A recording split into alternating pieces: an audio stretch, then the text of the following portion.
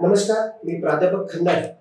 मागील 9 ते 10 वर्षापासून 11वी-12वी MST CET व बोर्ड या विषयाचं उमरखेड शहरामध्ये ज्ञानदानाचं काम केलंय. पण आता वेळ आली, दोनच विषय नाही तर यासोबत सर्व विषय एका छताखाली व्हावं आणि विद्यार्थ्यांच्या या ज्ञानामध्ये भर पडावी यासाठी KPC अकॅडमी व मी असा एक निर्णय घेतला की पूर्णपणे MPS अकॅडमीमध्ये याचं विलीनीकरण करण्यात आलं. याचे बेनिफिट असे होते की सर्व विषय एकाच छताखाली, ते पण कमी दरामध्ये आणि चांगल्या पद्धतीने, चांगल्या क्वालिटीची इथे गॅरंटी आहे.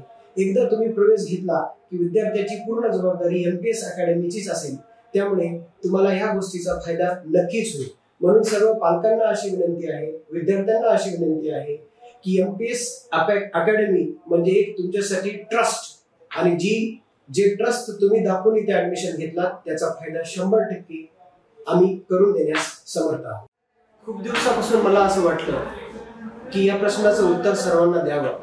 तो प्रश्न म्हणजे असा की सर्वांना पडला की KPC अकॅडमी एवढी चांगली असताना, एवढ्या काही सगळ्या गोष्टी व्यवस्थित असताना सरांनी MPS अकॅडमीमध्ये विलीन होण्याचं कारण काय? त्याचं कारण सगळ्यात मोठं एकच, विद्यार्थ्यांचा फायदा. कारण की मी किंवा MPS अकॅडमी विद्यार्थ्यांचा फायदा पाहतो. आता त्याचं बेसिकली कारण काय की मी एकटा असताना 2 विषय हँडल करायचो, पण प्रॉपर त्यांना CETचं नॉलेज देत नव्हतो. स्टेट बोर्डचं सगळ्या काही गोष्टी प्रॉपर व्हायच्या, पण CETच्या गोष्टी त्यांच्याकडनं मला करून घेता येत नव्हत्या किंवा मला करण्यासाठी वेळ नव्हता, कारण की मी एकटा होतो आणि एकट्या व्यक्तीने खूप सारे काम करणं पॉसिबल नव्हतं.